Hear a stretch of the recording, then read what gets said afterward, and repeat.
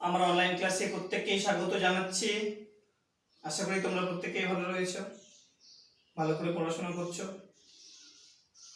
আজকে আমি যে কবিতাটি তোমাদের পড়াবো, কবিতাটির নাম সি ফিভার। আমাদের সেকেন্ড টার্মিনালের এটি হচ্ছে শেষ কবিতা। এই কবিতাটি পড়ানো হলেই তোমাদের ফার্স্ট টার্ম এবং সেকেন্ড টার্মের কবিতা এবং গল্প পড়ানো শেষ হয়ে যাবে। তারপরে আমি ডিটেলসে তোমাদের কোশ্চেন ব্যাংক করাবো, প্রশ্ন উত্তর নিয়ে আলোচনা করব। তো আগে পড়িয়ে শেষ করে দিই। ভাবছিলাম যে প্রশ্ন উত্তরগুলো তোমাদের দিব, কিন্তু আবার ভাবলাম যে এটা আগে পড়িয়ে শেষ করে দিই তারপরে। Sea fever. আজকে আমি যে তোমাদের কবিতাটি পড়াতে যাচ্ছি, কবিতাটির নাম সি ফিভার। কবি হচ্ছেন জন মেসফিল্ড। তোমরা প্রত্যেকেই তোমাদের টেক্সট বুকের 48 পৃষ্ঠা খোলো। 48 পৃষ্ঠায় কবিতাটি রয়েছে। লেসন 6 সি ফিভার, জন মেসফিল্ড। কবি হচ্ছেন জন মেসফিল্ড। আমি প্রথমেই কবির সম্বন্ধে দু চারটে কথা বলি। দেখো, জন মেসফিল্ড, এনার পুরো নামটা হচ্ছে জন এডওয়ার্ড মেসফিল্ড। জন এডওয়ার্ড মেসফিল্ড। এনার জন্ম 1878 সালে। 1878 সালে এনার জন্ম। এনার মৃত্যু 1967 সালে। জন্মসাল 1878, মৃত্যুসাল 1967. I mean, he was born in 1878 and he had died in 1967. ইনি হলেন একজন বিখ্যাত ইংরেজি কবি, লেখক অফ 20th century। মানে ইনি হলেন বিংশ শতাব্দীর একজন বিখ্যাত কবি এবং লেখক। ইনার জন্ম হয়েছিল হেয়ারফোর্ডশায়ারে, ইংল্যান্ডের একটা জায়গায়, হেয়ারফোর্ডশায়ার। 1878 সালে ইনার জন্ম হয়েছিল। ইনি পড়াশোনা করেছিলেন কিংস স্কুলে। তোমরা মনে রাখবে স্কুলটার নাম। ইনি পড়াশোনা করেছিলেন ওয়ারউইক বলে একটা জায়গা রয়েছে, সেখানকার কিংস স্কুলে উনি পড়াশোনা করেছিলেন। তারপরে 16 বছর বয়সে আমি লাইনটা পড়ছি, দেখো পয়েন্টটা। At the age of 16, Mesfield joined in the Merchant Navy in 1895। অর্থাৎ 1895 সালে ইনি নাবিক হয়ে গিয়েছিলেন। ওনার বয়স যখন 16 বছর ছিল তখন কিন্তু উনি নাবিক হয়ে গিয়েছিলেন। সালটা হচ্ছে 1895 সাল। তারপরে দেখো, উনি কিন্তু soon he left his job, উনি ওনার চাকরিটা ছেড়ে দেন। as seaman হিসেবে উনি ওনার চাকরিটা ছেড়ে দেন। and after returning home he started to write poem in which he vividly described his experience as the seaman। তার মানে কি, উনি আবার খুব তাড়াতাড়ি চাকরিটা ছেড়ে দেন। নাবিক ওই সিম্যান হিসেবে যে উনি কাজটা করছিলেন সেটা উনি কিন্তু ছেড়ে দেন। এবার উনি বাড়িতে ফিরে আসেন। তো ওই যে উনি যে সমুদ্র যাত্রা করলেন এতদিন, তো সমুদ্র যাত্রা ওনাকে ব্যাপকভাবে প্রভাবিত করেছিল। আমরা বলতে পারি উনি সমুদ্রকে ভীষণ ভালোবেসে ফেলেছিলেন। তো এতটাই প্রভাবিত করেছিল ওনাকে যে উনি লেখালেখি শুরু করেছিলেন। আর ওনার ওই লেখনির মধ্য দিয়ে কিন্তু ওনার সেই ওনার যে ভালোবাসা সমুদ্রের প্রতি, ওনার যে অ্যাফেকশন, যে লাভ, সেটা কিন্তু ফুটে উঠেছে ওনার লেখনির মধ্য দিয়ে। আমি বেশ কয়েকটা ওনার ক্লাসিক চিলড্রেন নোবেলের নামগুলো বলছি, তোমরা মনে রাখবে। ক্লাসিক্যাল চিলড্রেন নোবেল উনি লিখেছিলেন, খুবই বিখ্যাত। যেমন ধরে নাও, ক্লাসিক চিলড্রেন্স নোবেলগুলোর মধ্যে যেমন 1 নম্বর হচ্ছে দি মিডনাইট ফগ। মনে রাখবে, দি মিডনাইট ফগ, এটা হচ্ছে classic children novel. Classic children যেগুলো নোবেল উনি লিখেছিলেন সেগুলোর মধ্যে একটা হচ্ছে দি মিডনাইট ওয়াক, 2 নম্বর the box of delight, the box of delight, এগুলো হচ্ছে ওনার বিখ্যাত ক্লাসিক চিলড্রেন্স নোবেল। এবার আমি যে কবিতাটি তোমাদের আজকে পড়াবো সেই কবিতাটির নাম সি ফিভার, আর এই কবিতাটি নেওয়া হয়েছে ওনার বিখ্যাত লেখনী সল্ট ওয়াটার ব্যালেট থেকে। মনে রাখবে সল্ট ওয়াটার ব্যালেট থেকে। তাহলে আমি বলি this has been extracted or this is taken from Masefield's salt water ballad, salt water ballad থেকে নেওয়া হয়েছে এই কবিতাটি। দেখো সি ফিভার, সি ফিভার মানেটা কি? সি ফিভার মানেটা হচ্ছে ফিভার। দেখো আমরা যদি বলি ফিভার তো মানে জ্বর, ফিভার মানে জ্বর নাকি? ফিভার তো হয়ে গেলে ফিভার জ্বর, এখানে ফিভার মানে জ্বর নয়, এখানে ফিভার মানে হচ্ছে উত্তেজনা। কিসের উত্তেজনা? সি ফিভার মানে সমুদ্রে যাওয়ার উত্তেজনা। তার মানে কি 16 বছর বয়স উনি নাবিক হয়েছিলেন, নাবিকের চাকরি ছেড়ে দিয়ে উনি বাড়ি ফিরে এসেছিলেন। তারপরে সমুদ্রের প্রতি ওনার যে টান তৈরি হয়েছিল, ওনার যে ভালোবাসা তৈরি হয়েছিল, ওনার যে ইন্টারেস্ট তৈরি হয়েছিল, সেই ইন্টারেস্ট কিন্তু আমরা দেখব ওনার লেখনীর মাধ্যমে, কিন্তু আমরা লেখনীর মাধ্যমে প্রকাশিত উনি করেছিলেন। তো এখানে সি ফিভারও আমরা দেখব, সেরকমই একটা প্রতিচ্ছবি আমরা দেখতে পাবো। এখানে কবি জন মেসফিল্ড উনি সমুদ্র যাত্রা করার জন্য উনি ব্যাকুল হয়ে উঠেছেন, যেন উনি আর বাড়িতে থাকতে পারছেন না। সমুদ্রের ঢেউ, সমুদ্রের বাতাস যেন ওনাকে হাতছানি দিয়ে ডাকছে। তাই আমরা বলতে পারি সি ফিভার, এটা মানে আমরা বলতেই পারি যে সমুদ্রে যাওয়ার উত্তেজনা, চরম উত্তেজনা। তো এবার দেখো এই যে কবিতাটি রয়েছে, এই কবিতাটিতে আমরা 3টে প্যারা লক্ষ্য করব। 3টে প্যারার মধ্য দিয়ে এই কবিতাটি প্রকাশিত হয়েছে। তো যে প্রথম প্যারাটি রয়েছে উনি কি বলছেন সেটা কিন্তু এবার আমরা পড়ব। দেখো উনি বলছেন,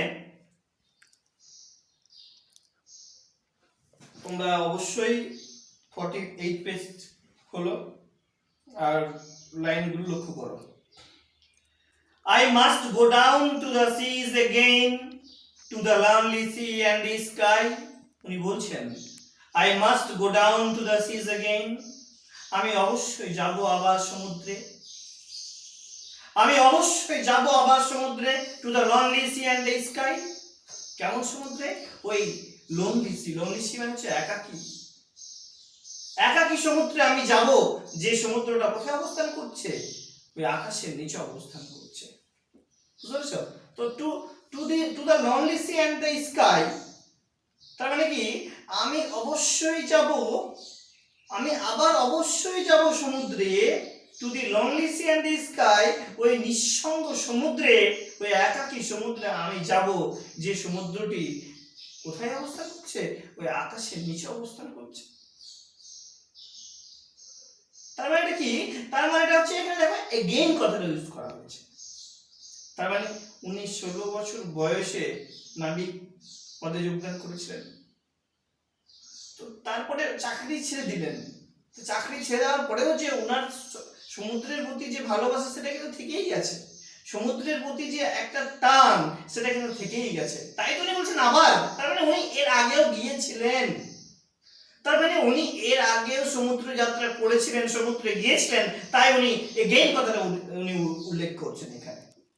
I must go down to the seas again, আমি আবার যাব সমুদ্রে। শিওর মানে সার্টেনলি, নিশ্চিতভাবে কিন্তু উনি যাবেন। হ্যাভ টু ডু, আমি করবই, নিশ্চিতভাবে আমি করবই, আই হ্যাভ টু ডু। তো এই এই এই সেন্সার কি ব্যাপার, এই উনি লাইনটা উনি লিখছেন যে যাবই, নিশ্চিত, আর কি উনি নিশ্চিত। আমি আবার পড়ছি লাইনটা, I must go down to the seas again, to the lonely sea and the sky, আমি অবশ্যই যাব সমুদ্রে, আমি আবার অবশ্যই যাব সমুদ্রে, আমি নিশ্চিতভাবেই যাব সমুদ্রে, টু দ্য lonely sea, সমুদ্রটার কথা উনি বর্ণনা দিচ্ছেন। সমুদ্রটা কেমন? সমুদ্রটা হচ্ছে লনলি সি, ওই একাকী সমুদ্রে যাব। এন্ড দি স্কাই, স্কাই মানে আকাশ, তো যেখানে ওই আকাশের নিচে যে সমুদ্রটা অবস্থান করছে সেটার কথা উনি বলছেন। সেকেন্ড লাইনটা উনি কি বলছেন দেখো, and all I ask is a tall ship and start to steer her by। তার মানে কি সমুদ্র যাত্রা তো নাকি করতে হবে, পুরো ছবি দেখেন দেখে আসে, সমুদ্র যাত্রা তো ওনাকে করতে হবে। তো সমুদ্র যাত্রা করার জন্য কি দরকার, হয় নৌকা দরকার, বা হয়তো বোট, বা হয়তো কোনো বড় জাহাজ। এখন যদি যাত্রাটা দীর্ঘ হয় তাহলে বড় জাহাজ খুবই দরকার। উনি বলছেন, কি বলছেন দেখো, all I ask is a tall ship, আমি চাই একটা দীর্ঘ জাহাজ, একটা লম্বা জাহাজ। তার মানে আমি অবশ্যই যাব সমুদ্রে, আর এই সমুদ্র যাত্রা করার জন্য আমার কি চাই, আমার চাই একটা লম্বা জাহাজ। কে বলছেন, লেখকের, কবির চাই, সরি কবির চাই একটা লম্বা জাহাজ। এন্ড আ স্টার, একটা তারা চাই, টু স্টিয়ার হার বাই, তাকে পথ দেখানোর জন্য একটা তারা চাই। আশা করি তোমরা বুঝতে পেরেছো। এখানে দেখো টু স্টিয়ার হার বাই, এখানে হার কথা ইউজ করা হচ্ছে, হারটা হচ্ছে ফিমেল, মানে এখানে ফিমেলকে বলা হচ্ছে আর কি, ওই যে বোটটার কথা বলছে এখানে, যে জাহাজটার কথা, সেটাকে দেখানোর জন্য, সেটাকে পথ দেখানোর জন্য ওনার কি দরকার, একটা তারা, আকাশের একটা তারা দরকার। কারণ ওই তারাটা ওনাকে কি করবে, ওই তারাটা ওনাকে গাইড করে নিয়ে যাবে। বুঝতে পারছো তো, গাইডার হিসেবে উনি কিন্তু তারাকে চাইছেন, তাই তারাটা এখানে গাইডার। আমি দু লাইন আবার বলছি দেখো, I must go down to the seas again, to the lonely sea and the sky, and all I ask is a tall ship and a star to steer her by। আমি অবশ্যই যেতে চাই সমুদ্রে, to the lonely C, ওই একাকী সমুদ্রে আমি যেতে চাই। অ্যান্ড স্কাই, ওই আকাশের নিচে থাকা যে একাকী সমুদ্র রয়েছে সেখানে আমি অবশ্যই যেতে চাই, সেখানে আমি নিশ্চিতভাবে যেতে চাই। And all I ask is a tall ship and a star to steer her by, আর এই সমুদ্র করার জন্য, সমুদ্র যাত্রার জন্য আমার দরকার একটি লম্বা জাহাজের এবং একটি তারার। তারাটা কি করবে, তারাটা ওনাকে গাইড করবে। তার মানে উনি তারাকে গাইডার হিসেবে কিন্তু উনি চাইছেন। তারপর লাইন চলে এসো, and the wheels kick and the wind song and the white sail shaking। উনি তারপরে বলছেন দেখো, wheels kick চাকার শব্দ, the wind song বাতাসের গান, the white sail shaking আর সাদা পালের কম্পন। উনি সমুদ্রে এই সমস্ত জিনিসগুলো পরিলক্ষণ করছেন। উনি ওনার অন্তর্দৃষ্টিতে দেখতে পাচ্ছেন যে যখন উনি যাত্রা করবেন, সমুদ্র যাত্রা করবেন, তখন কিন্তু উনি কিন্তু এই সমস্ত জিনিসগুলো দেখতে পাবেন। উনি তাই কি বলছেন, and the wheels kick চাকার শব্দ, the wind song বাতাসের গান, and the white sail shaking সাদা পালের কম্পন, and a grey mist on the sea's face আর সমুদ্রের থাকা, সমুদ্রের মুখমণ্ডলে থাকা বা সমুদ্রের উপরিভাগে থাকা সেই ধূসর কুয়াশা। and গ্রে ডন ব্রেকিং মানে দেখবে, এটা আমি একটু অ্যানালাইজ করে দিই, যখন সমুদ্রে যখন সকালভাবে দেখবে ভোরবেলা হয়, সূর্যের যখন আলো পড়ে, তখন কিন্তু সেই কুয়াশাগুলো কি হয় বলতো, কুয়াশাগুলো কিন্তু ব্রেক হয়ে যায়, আর সেই সমুদ্রের আলো, সূর্যের আলোটা কিন্তু পড়ে, সেটাকেই বলা হচ্ছে গ্রে ডন ব্রেকিং। মানে এখানে ভোরবেলাকে বোঝানো হচ্ছে বা সকালবেলাকে বোঝানো হচ্ছে। তারপরে আমি আবার বলে দিচ্ছি চারটে লাইনের মানে, I must go down to the seas again, to the seas and to the lonely sea and the sky।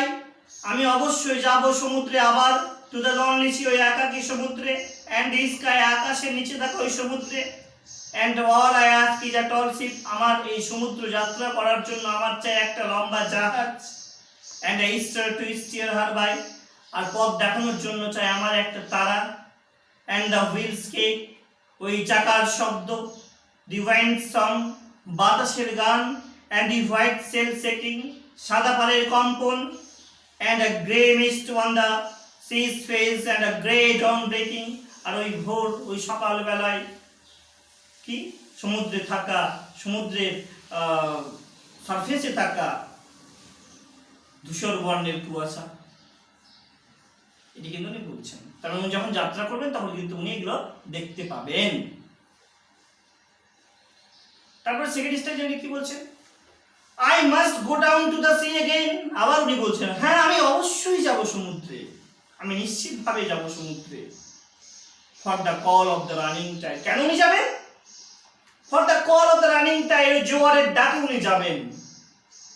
তার মানে কি? তার মানে ওনার আত্মার সঙ্গে প্রকৃতির একটা সম্পর্ক তৈরি হয়েছে, একটা অ্যাট্রাকশন তৈরি হয়েছে। সমুদ্রের জলের সঙ্গে বলো, সেই সমুদ্রে সারফেসে বইতে থাকা বাতাসের সঙ্গে বলো, ওনার সঙ্গে একটা অ্যাট্রাকশন তৈরি হয়েছে। এই যেন একটা স্পিরিচুয়াল লাভ, আমরা এটাকে স্পিরিচুয়াল লাভ বলতে পারি। তো এতটাই সম্পর্কটা গভীর হয়েছে যে উনি কিন্তু আর থাকতে পারছেন না বাড়িতে। তাই উনি বলছেন, হ্যাঁ আমি যাব, আমি সমুদ্রে যাব। কেন যাব? ওই জোয়ারের ডাকে আমি যাব। For the call of the running tide। It's a wild call, it's a wild call and a clear call that may not be denied। এটা হচ্ছে একটা বন্য ডাক, বন্য মানে প্রবল ডাক। ক্লিয়ার কল, এটা একটা পরিষ্কার ডাক। মানে ওই সমুদ্রের যে তোমার সমুদ্রের যে জল, সমুদ্রের যে জোয়ার, সমুদ্রের যে জোয়ার সে আমাকে ডাকছে। Running tide, for the call of the running tide. কেমন ভাবে আমাকে প্রবল মানে খুবই মন থেকে হয়তো ডাকছে। এখানে উনি বলতে চাইছেন মন থেকে ডাকছে, হৃদয় থেকে ডাকছে যে তুমি এসো। তাই কবি কিন্তু এখানে পাগল হয়ে গেছেন যাওয়ার জন্য, যে আমাকে যেতেই হবে, যে কোনো এক এরই কষ্ট, যে কোনো মূল্যে আমাকে যেতেই হবে, সমুদ্র যাত্রা আমাকে করতেই হবে। এই যেন এক প্রেমিক ডাক, এই যেন এক আত্মার ডাক। তাই উনি বলছেন মে নট বি ডিনাইড, যেটা অস্বীকার করা যায় না, যেটা আমি কোনো মতে অস্বীকার করতে পারবো না। ওই ডাককে, ওই ইনভিটেশনকে আমি কোনোভাবে অস্বীকার করতে পারবো না। And all I ask is a windy day and the white clouds flying। আমি আরো কিছু জিনিস চাই। ফার্স্ট স্টেজে উনি কি বললেন? ফার্স্ট স্টেজে উনি বললেন ওনার ওই যাত্রা করার জন্য একটি লম্বা জাহাজ এবং একটি তারার প্রয়োজন। এবার সেকেন্ড স্টেজে উনি বলছেন, কি বলছেন? উনি বলছেন all I ask is a windy day। আমি একটা ঝোড়ো দিন চাই, আমি একটা ঝোড়ো দিন চাই। ঝোড়ো দিন মানে উইন্ডি ডে, যে দিনটায় বাতাস থাকবে। কেন? পালতোলা নৌকা, বুঝতেই পারছো তোমরা পালতোলা জাহাজ কেমন হয়। যদি বাতাস না ওঠে তাহলে সে জাহাজ কিন্তু এগোতে পারবে না। The ship cannot move without wind। তাই উনি বলছেন উইন্ডি ডে চাই। উইন্ডি ডে মানে হচ্ছে যে দিনটায় বাতাস থাকবে, ঝোড়ো বাতাস থাকবে। তাহলে কি হবে? তাহলে সেই জাহাজটা এগোতে পারবে। তাই উনি বলছেন, কি বলছেন আমি আবার বলে দিচ্ছি, দেখো। And all I ask is a windy day। আমি চাই ঝোড়ো হওয়ার দিন, বা আমি চাই এমন একটা দিন যে দিনটায় বাতাস উঠবে, এরকম একটা দিন চাই। With the white clouds flying। আর উনি কি চান? উনি দেখতে চান সেই আকাশে থাকা মেঘ, যে মেঘটা উড়বে, ফ্লাইং ক্লাউড ফ্লাইং মানে যে মেঘটা উড়বে, যে বাতাসটা উঠবে। ধরো যে সমুদ্রের যে সারফেস, সেখানে যে বাতাসটা উঠবে, সে বাতাসে কি হবে? সে বাতাসে একদিকে গভীর, যেমন শিপ যেমন এগিয়ে যাবে, টল শিপ যেমন এগিয়ে যাবে, ঠিক তেমনি কিন্তু আকাশে থাকা মেঘও কিন্তু কি করবে? মেঘও কিন্তু ফ্লাইং করবে কবির সাথে সাথে। এরকম একটা কিন্তু উনি দৃশ্য দেখতে চান। লাস্ট লাইনে কি বলছেন দেখো, and the flying spray and the blown spume and the seagulls crying। দেখো flying spray মানে হচ্ছে আমরা যদি স্প্রে করি, আমরা যদি ধরো জন্মদিনে আমরা কি করি? জন্মদিনে স্প্রে করি না তো, ফেনা রাশি।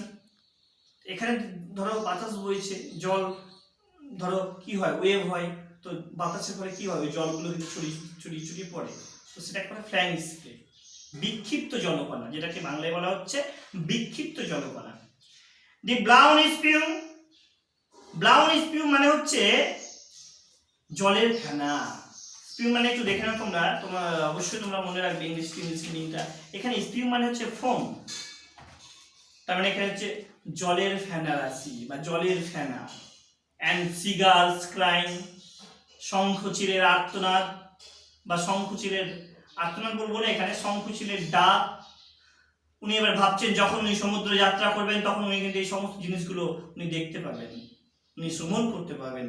যে কি দেখতে পাবেন, ফ্যাং স্প্রে, বিক্ষিপ্ত জলকণা, ব্লাউন স্পিউম জলের ফেনা, ফেনা রাশি, অ্যান্ড দি সিগালস ক্রাইং, শঙ্খচিলের ডাক। আমি আবার পড়ছি, সেকেন্ড স্ট্যান্ডা ভালো করে শুনবেন। I must go down to the seas again for the call of the running tide. আমি নিশ্চিতভাবেই যাব সমুদ্রে আবার, for the call of the running tide, সমুদ্রের জোয়ারের ডাকে।